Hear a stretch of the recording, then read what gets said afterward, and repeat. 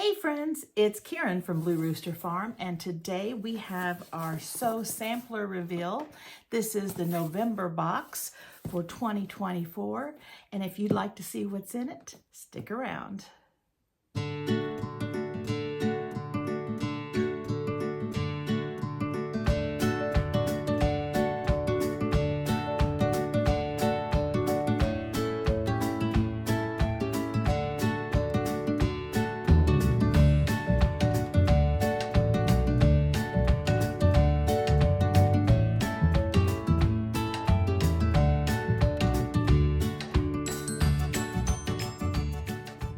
Hey friends, I'm in my sewing room today, as you can see, and we are getting ready to open up the November Sew Sampler box. I'm a little bit behind this month because we were out of town, and then with the holiday weekend and all, it's just been busy. And of course, I have a cold, and so I haven't been able to talk very well, so I'm just now getting to where I can speak and people can understand me. So I hope that my voice holds out for this video and that we get something really neat in our box today. So let's open it up. Now, the Sew Sampler box is a monthly subscription box by the Fat Quarter Shop. It costs $29.95 plus about $5 shipping, and then whatever tax is for your area. So mine runs about $37. And I find that it's probably the best bang for your buck when it comes to the amount of things you get, the variety of things. You get fabric and notions. And I find that I like this because it will give me fabric that maybe I don't normally buy, but I get to try it. And then maybe I realize, hey, I kind of like that actually. So it sometimes can get you out of your comfort zone. So I've got it open here. It says Winter Blooms, November 2024. And on the back of each card, there's always a code for the members of the Sew Sampler box. And this time it is Taylor Seville products, 15% off. And then we also have a QR code that will take us to this quilt right here, which is a free quilt that they already have on their site, but it shows what this quilt that they have on their site looks with the fabric they have included in this box. So I'm kind of thinking I might know what this is. Now I saw some clues on it and I thought I knew, so let's see if I'm right, but now I don't remember. It's just been such a crazy month. All right, so we also get a little booklet like this that tells us what's in our packet and gives us a description. Okay, so I'm kind of remembering. They had a little picture, and it was a real close-up picture, and it was showing, I believe, this part right here of these scissors, trying to give you a little clue as to what's in the box, a sneak peek.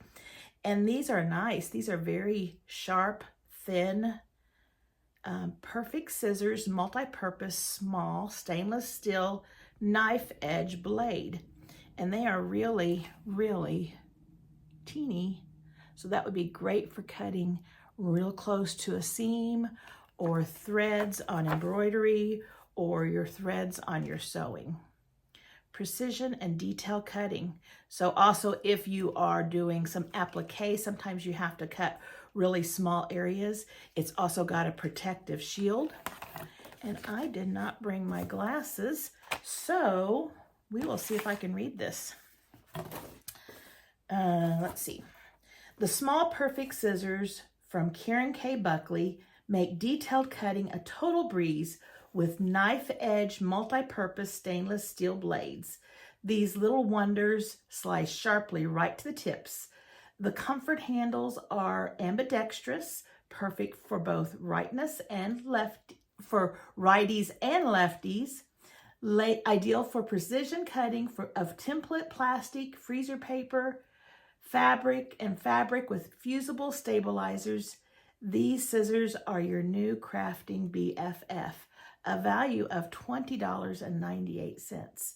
good scissors can be expensive, and that's a good price, or a hefty price for a small pair of scissors, but they look to be really sharp, and I think those will be really nice and handy. All right, let's see what else we have. Reach down in here. Let me get a sip here. And we have Taylor Seville magic pens. And they give you a sampling of their magic pens. And these are extra long pens that are 2 1/4 inch, and patchwork pens, which are 1 7/16 of an inch. And they have given these before, because I have a few of these. I'm trying to look and see if I have them. Yep. So I have a few of these, and I like them.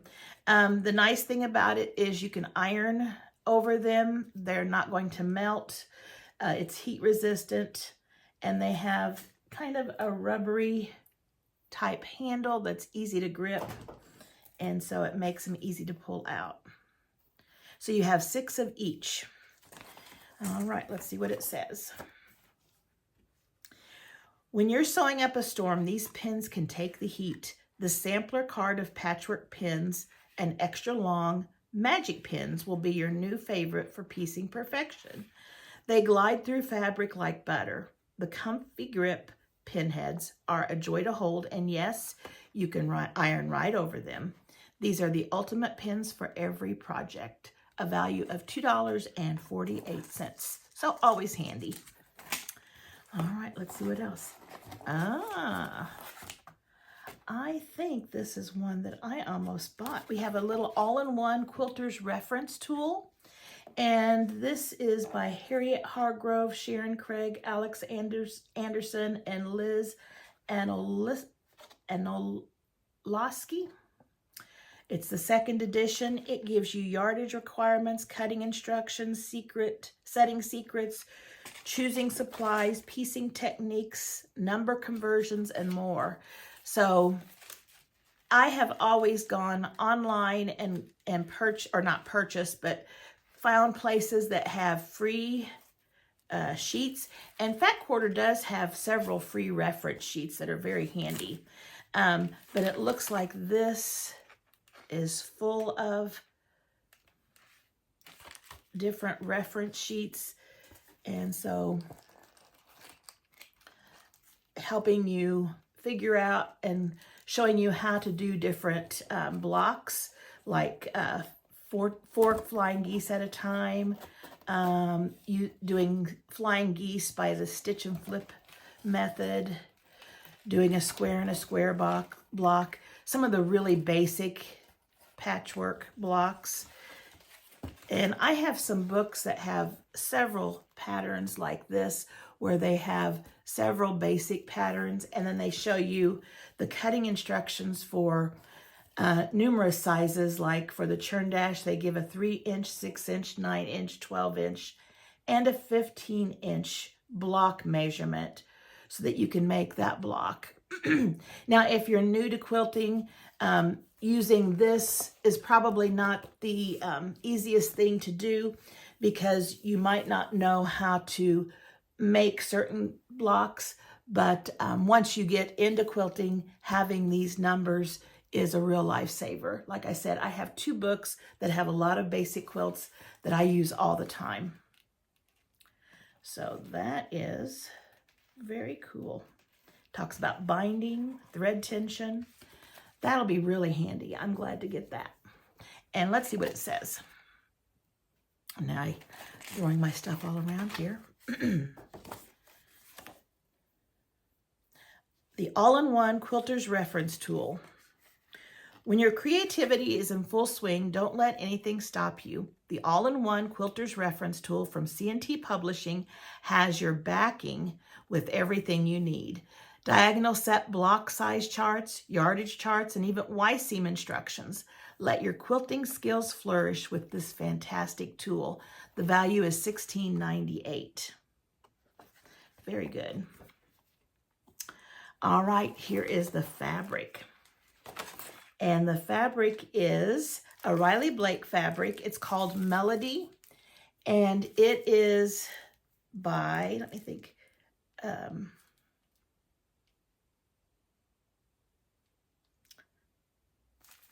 I have my glasses on. Is it Beverly McAuliffe? Let me see. I've got to open it up. Yeah, Beverly McAuliffe's fabric. And it looks like we have fat quarters. 9 fat quarter bundle. Very nice. Looks like we have some pretty fabrics too.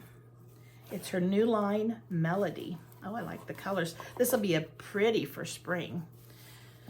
So we have a navy with pink and red and yellow and green.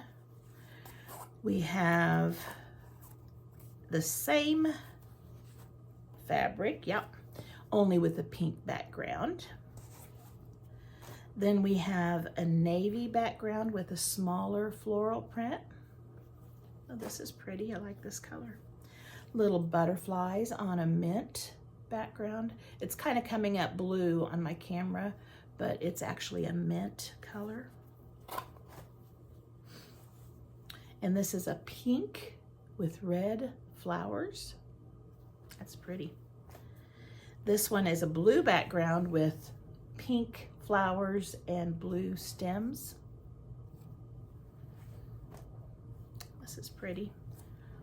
Blue, it's a navy and then light blue flowers making lines. And a pink version of that. And this yellow looks like a basket weave. Very pretty. I have a couple of other lines of her fabric in fat quarters that we've received in our boxes that I haven't used yet. And they look like they will go really well with this fabric too. So if I don't want to make the pattern included, I might be able to combine them with another one of her fat quarters and make something larger. Let's see what the pattern is.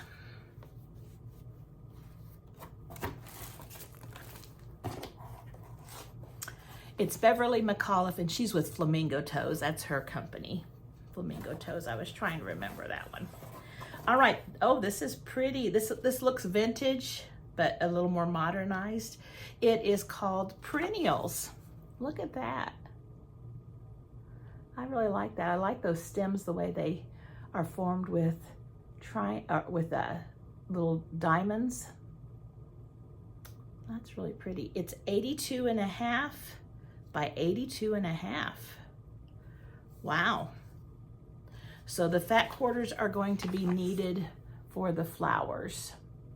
And then you'll need to purchase the white background, the centers, which is a yellow, the grass or the leaves, which is a fabric in this line called grass.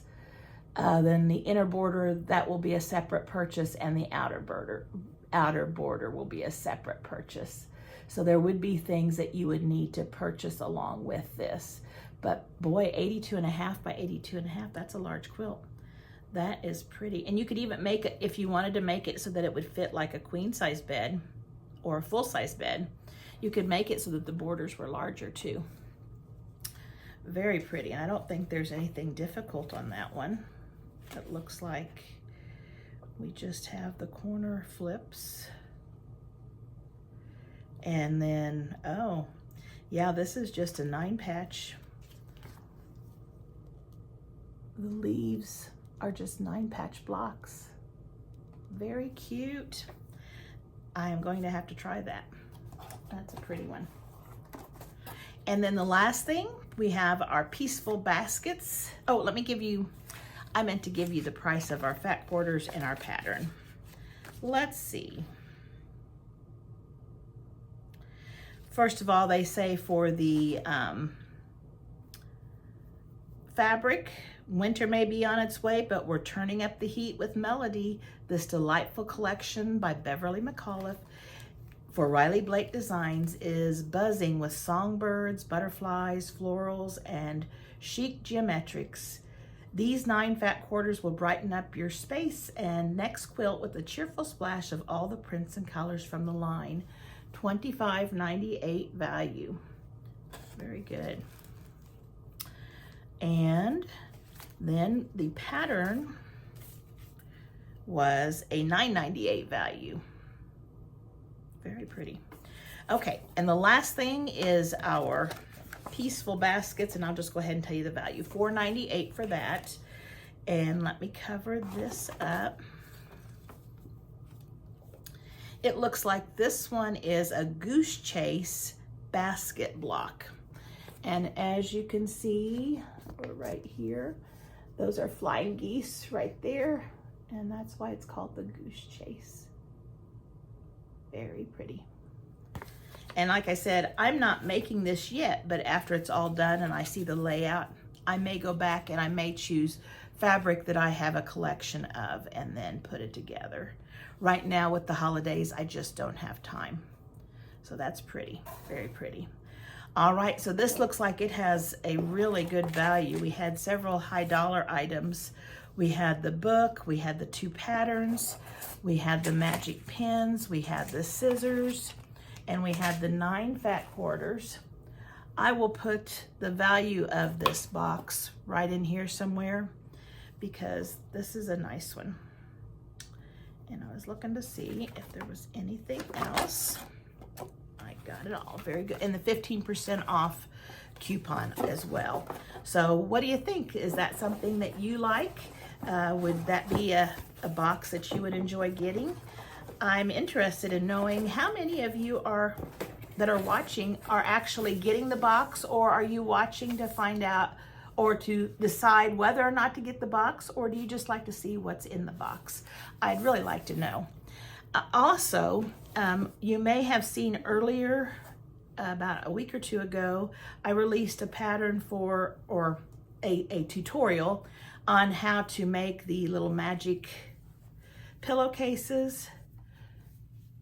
And they are so easy and so cute. I have been making a ton of them. Let me grab what I have.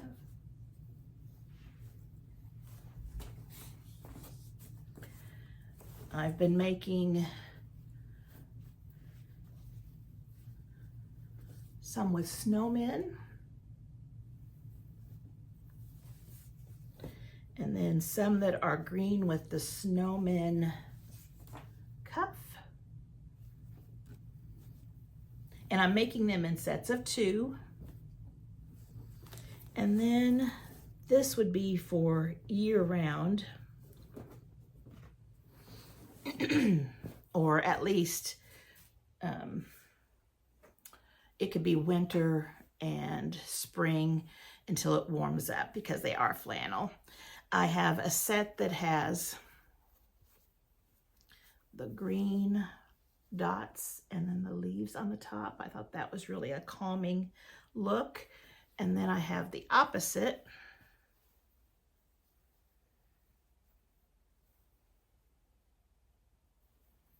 Right here with the leaves on the bottom, and then the cuff has the green. So I thought those would be really cute as well. So I hope you had a chance to look at that video, and I hope you get to make some. They are so fun to make. Once you start making them, it's hard to stop. I actually just did all of these at the same time. I just cut the fabric for all of them, rolled all of them up, unfolded all of them, and then sewed all of them just like I was chain piecing, and they went together super fast. And so I've got lots of them for gifts and for myself now.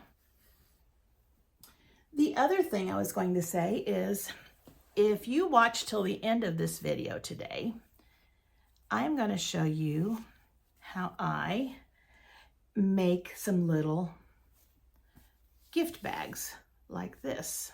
And it doesn't have to have the this part right here on it. It can just be plain like that. Or you could put a quilt block here instead. I've just been making some to put hot cocoa in, and some potpourri in, and just small gifts in. And these are really simple. If you watched my video for these pillowcases, I talked about how it's fun to put like gifts in a pillowcase and then put a bow around the top, and then you have a little gift sack plus a usable usable gift bag that turns into a pillowcase.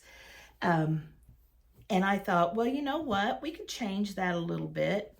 And taking this flange here, we don't have to enclose that in a seam. We can use that as our drawstring holder. And so what I've done on these is, instead of closing in the flange and going all the way to the seam, I left it open and had a finished edge on it. And that is where I feed my string to pull it tight. So that's what I made. I have a little tutorial after this video that you can watch if you're interested in making these. These are really fun too. All right, I hope you had a great week and a great Thanksgiving. We've had a wonderful one, and we're looking forward to getting ready for the Christmas holiday. I'll be starting to decorate probably this week, and hopefully that will run smoothly. It's always a lot of stuff to get out. Probably you are in the same shoes, but I look forward to having the house all pretty for Christmas. So thanks for watching. If you like what you're seeing here on Blue Rooster Farm Channel, please subscribe. I would really appreciate it. And don't forget to like and share. Thanks for watching.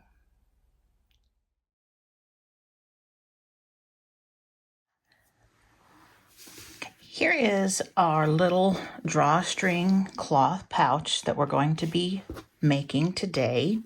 And it's just a really basic little pouch. This in the front here is completely optional. You could do even a quilt block or something and put it here. It is just applique on top. You could just have the pouch plain like this if you would prefer. So I am going to show you how I made this one, and you can change the sizes of this very easily if you needed something bigger or smaller. But here is the sizes for this one. So first of all, the main body, I cut out one piece that is 8.5 inches wide by 17 inches long. And if you didn't have a strip this long and wanted to do two pieces, one piece for the front and one piece for the back, you could do like 8 3/4 inch squares, 8 3/4 by 8.5 inch squares, and then they could just be sewed together. So, but one piece makes it a lot easier. So there's one. I'll just put that on there for you. And after I lay this out, you can take a screenshot of this if it will help you. Okay, the next piece is this cuff part right here. And that is this piece right here. And it's the same length as your bag portion, and it's 5 inches wide, or in the height here. So 5 inches by 17 inches. So if you wanted to make a wider bag, it would be the width of your bag. And if you might want to add some height to it if it's bigger. Okay, so let's put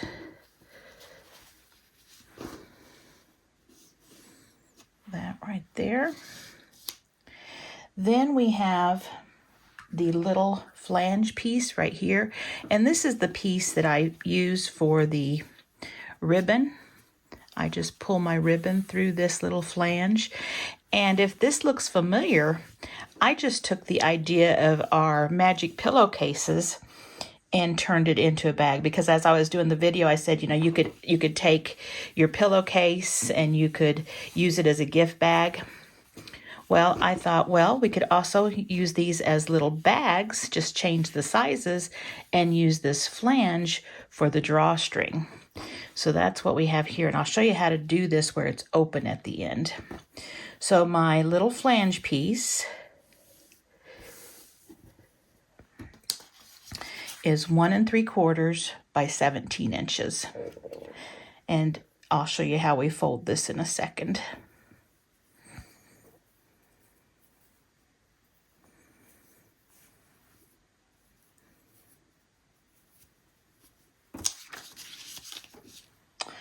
And then this is the optional piece, and you can just decide how big you want it. Once again, if you had a quilt block, you could just use, like if this was a square quilt block that you had pieced together like a star or something, you could just place it right there, and then we'll be appliquing around it. But I used the printer and I designed a little label, and then I printed it on this fabric, and then I just took another piece of fabric that I could use it as a background because I felt it kind of got lost, and you could do that too without the background piece, but I thought it really highlighted it when I put the background piece in. So again, this whole piece right here is all completely optional. And so there we have our label. And again, the size is dependent on what you use.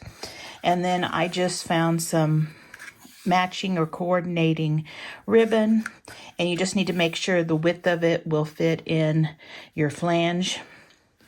And you're going to need about 28-inch a 28-inch length of ribbon for the bag, and that gives you plenty to have to tie with. All right, go ahead and get us a screenshot of that if you need to. All right, let's lay this out. So what I have, and I have ironed this piece in half, and I'm going to put it so that it's right side facing up. Then the body part goes right directly over it. Match up these top seams or top raw edge. Then we have our flange, and on this one, again, I have ironed the end over about 3/4 of an inch. Did the same thing over here, 3/4 of an inch. I just folded it in. Then I pressed like that, right directly in half. Now I'm going to line up this raw edge with this, and I need to make sure that my seam line is not going to catch this flange. I'll have probably about a 1/2 inch, between a 1/2 and a 1/4 inch seam, and I just need to make sure that I've made a big enough fold so that I won't catch that flange. That flange needs to be left out of the seam, and I think it will. And that's what the seam line right here. So here's what we're looking at. So I need to make sure this piece of flange and this end right here, because here's our seam right here, are not caught in it. They need to be free so that we can put the ribbon in it. Okay. And just make sure you balance out, and they've got equal amounts on each side. If you find that you think it's too long, just go back and press a bigger, just go in and fold it farther in. Okay, so now that we've got all those pieces lined up, we are going to start rolling this right here, kind of like you do cinnamon rolls or a jelly roll. And then we're going to take this bottom piece and we are going to match up that top edge with the bottom edge of this cuff piece of fabric, just like this. And I am going to put a pin in it. You need to make sure all of your fabrics are even. You want to make sure you catch all of those fabrics when you do the seam here. If not, you will have a big hole in your bag. And so again, we are just going to go all the way down, pinning. I think my flange is usually the one that scoots. It's kind of the scooter in these, so be sure you get that flange far enough up.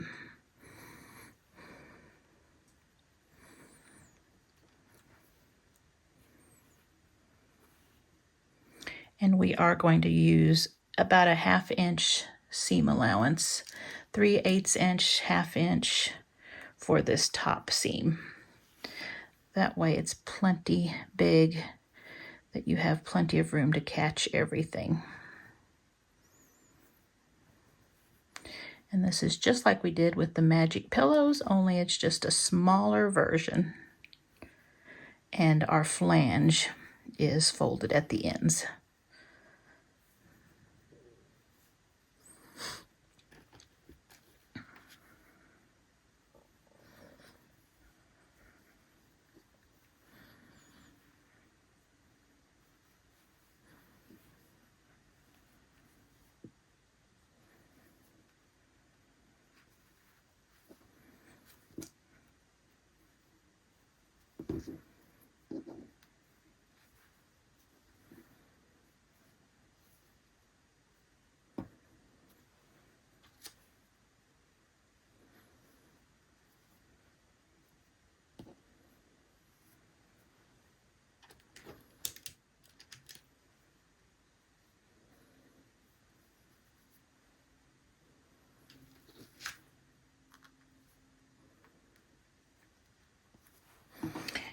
Now what we're going to do, I'm going to take this to the sewing machine and I'm going to sew right along this line with about a 1/2 inch seam allowance. All right, so we have our seam. Now we want to just check, take a peek and make sure you've got everything. You see 5 pieces of fabric.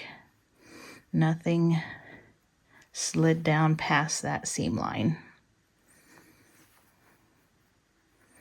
Mine looks good. So we are ready to flip this inside out. So what I do is I just take one end. Oh, and another thing, you need to backstitch at both ends so that you have a secure edge. So I am going to pull this and roll this.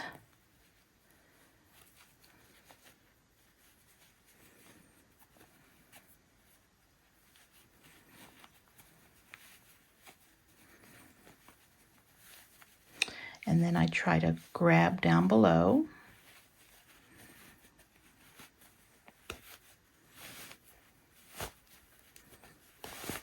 And I always just keep trying to pull from this end, from that center, and just keeping a hold over here. All right, we did it.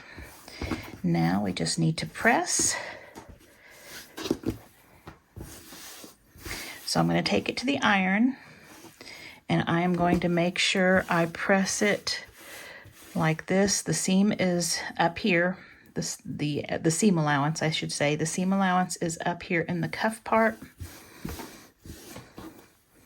So we want to press it that way. We want to make sure we don't have any little pleats in this either. So I'll be right back with this.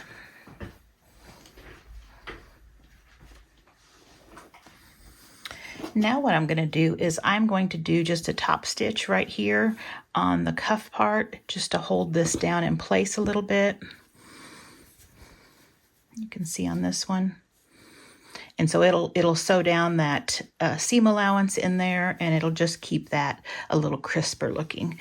So let me go ahead and do about a 1/4 inch from this edge where that meets the flange on top of this red fabric. I'll be right back.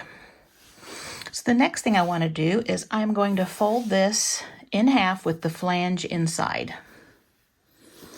And we are going to sew the seams around the edge. And what you want to do is you want to make sure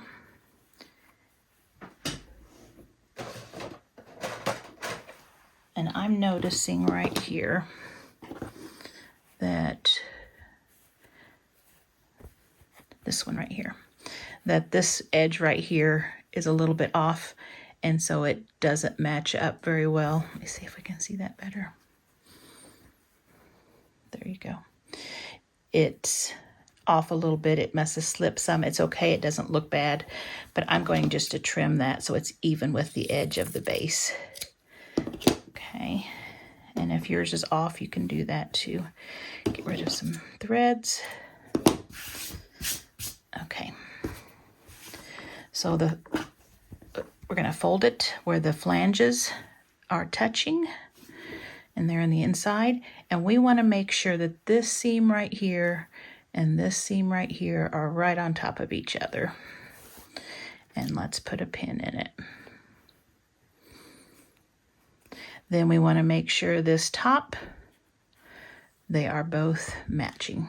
Now, if for some reason they're not, what I would do is I would match them, make sure this is matched, and then if there was fabric that had a little extra on one side, whichever side had the extra fabric, put it down toward the feed dogs. And that way it would take that up. That way it looks, whenever you sew them, it would look kind of funny having an edge sticking up here. And if it's not matched up here, it looks a little wonky too. So you want to have those points matched well. Okay, so then we're also going to pin right out there the bottom here. And make sure we got it flat, and the bottom here. So what I'm going to do is I'm going to start right here. I'm going to do a back stitch a couple of times right here because this is where we're going to have the wear and tear. When people are opening and putting stuff in it, that's where you get the wear and tear. Okay, and I'll go a couple of times on this since it's a big bulky area. And then I'll go around here. I will go off, I'll backstitch, I'll backstitch, go off, come back on, backstitch, go across, and backstitch. So if you had bulk on one end, say you had bulk on this end, what you'd want to do would be to do, I would start here, go up, and get this straightened up down here, make sure it matches, then come back and go this way. Okay, I'll be right back. And mine did slip down just a little when I went over that bump, but it won't make a big enough difference for me to change it. All right, so what I'm going to do here is I am going to use my serger and serge this because this woven will unravel really easily. And I'm just going to serge it, and I'm serging it because I can. If you don't have a serger, that's fine. You can leave it just like this. Or if you want to use your zigzag stitch, just zigzag the seam allowance. Don't go over your stitch, but just do a small zigzag right there, and that'll hold the fabric from unraveling too. This can be done with a French seam, but you will need to go and find how to do a French seam. You'll need a little extra space here with your flange, but it can be done where it's completely finished. I wouldn't worry about it with these little bags like this. So let me serge it real quickly and I'll be right back. Okay, there we have it all serged. I trimmed off my little edges. You can see the serging just finished off those edges really nicely. If I didn't have a serger, I wouldn't worry about it. This took me less than 1 minute to do, so it's just easy for me to do, and why not do it if you have it? So now we're going to turn it inside out, and you can get a little poking tool to poke out your corners. I'll just use my fingers right now. Okay.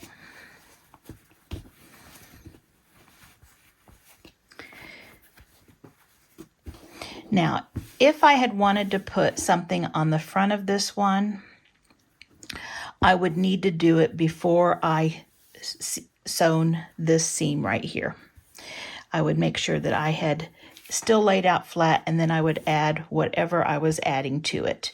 You can still do some stuff, but it won't be nearly as easy since this is such a narrow bag. So on this one, we're just going to leave it basic because that's the way most of you probably will have your case. So let's see here. Here is my ribbon. What I'm going to do is get a little safety pin. And I'm going to put it right there in the end like that. I am going to stick it in this end right here, and I am going to thread it through.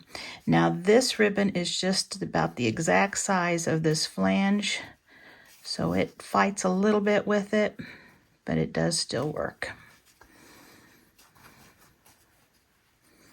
I just thought it matched so well, I wanted to use it.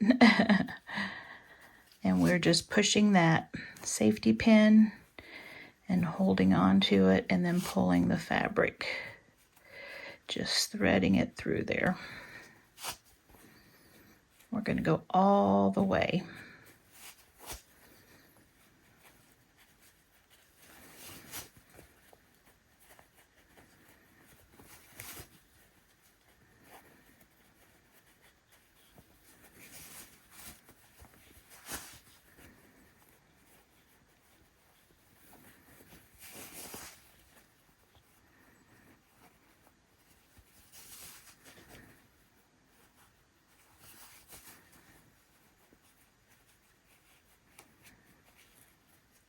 Now, when you get to this end down here, if your safety pin gets caught in the fabric where you folded back, sometimes I just take a little scissors like this or something, and I just hold the seam and then push my safety pin out. This time it came out real easy, so I didn't need to do that. And then we're just going to work this ribbon through.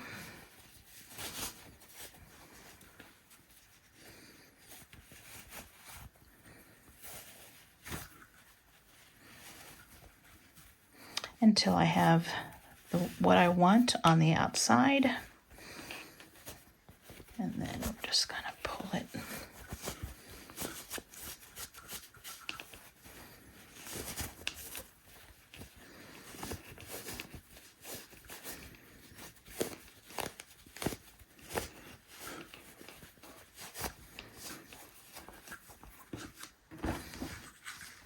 And as you see, I didn't cut it beforehand because a lot of times I just like to wait and see what I've got and decide then. So I do want mine to hang out a little farther than this.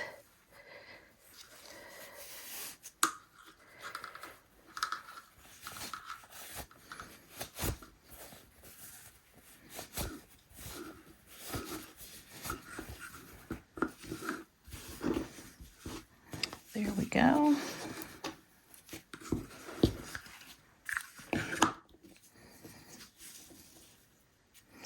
And you can cut your ends however you'd like.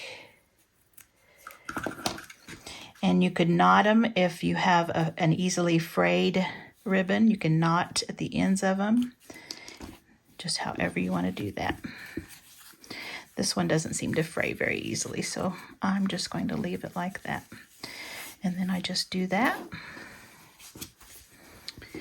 And now we have a bag that we can put anything in, and we could put a label on it right here. We could have a little string attached right here and have a label for either like to or from, or if you have a like a soup mix in a plastic bag in here, that would work great.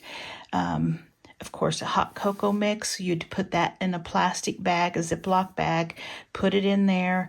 I'm planning on putting like marshmallows, candy canes, things that you would add to your hot cocoa to make them special, maybe a chocolate dipped spoon. and then you'd have a really cute gift or stocking stuffer. So I hope you like this video.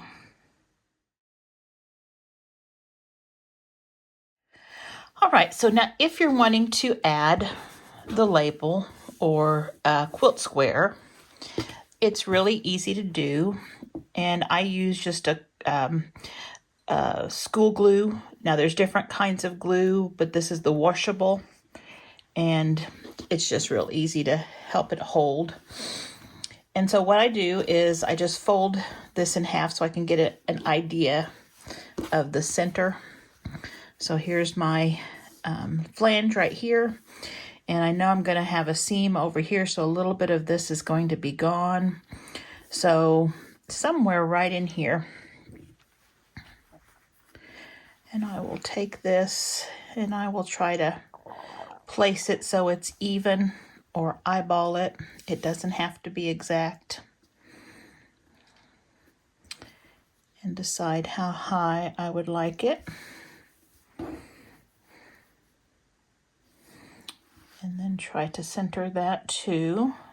And since I have stripes, I'm going to follow my stripes.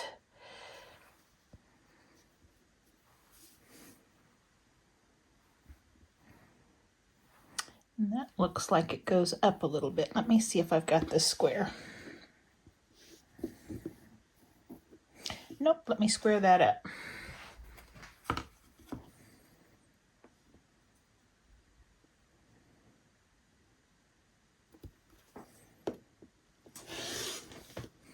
It's amazing how just a little bit off can make it seem a little wonky, and it looks like this side right here is wonky.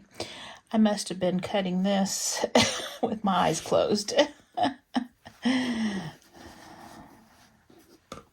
Oh, I think I had a strip and I just cut a section of the strip off. Okay, let's see if it looks a little better there.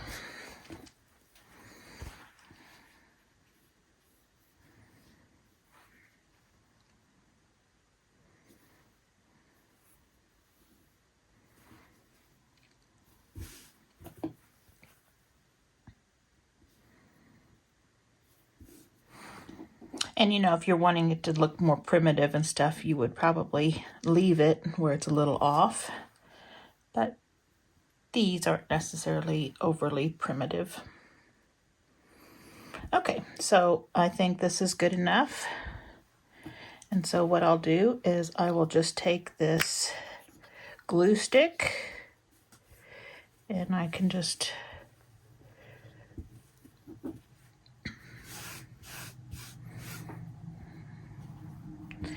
glue that top piece of fabric.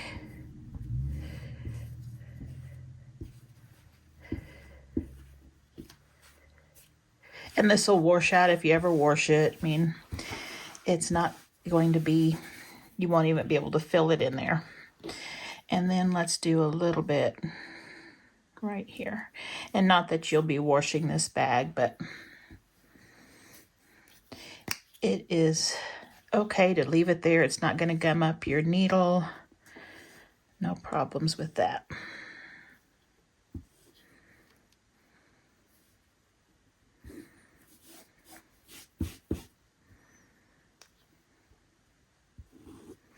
And I will press it, and that pressing dries it and helps it to stick.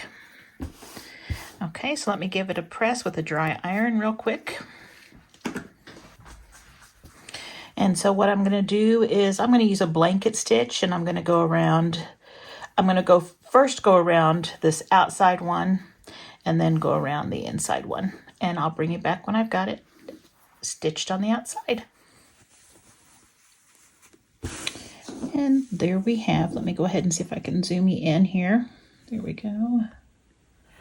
There you have the blanket stitch that I have done. You can't see this one very well. I ended up using red thread on this one, and my first one I had used the stitch a little differently here and made it a different decoration, and then you can't see it hardly on the light colored fabric there, but On the back you can see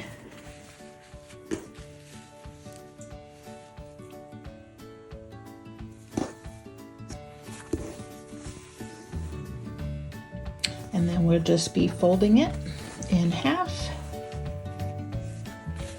and continuing along.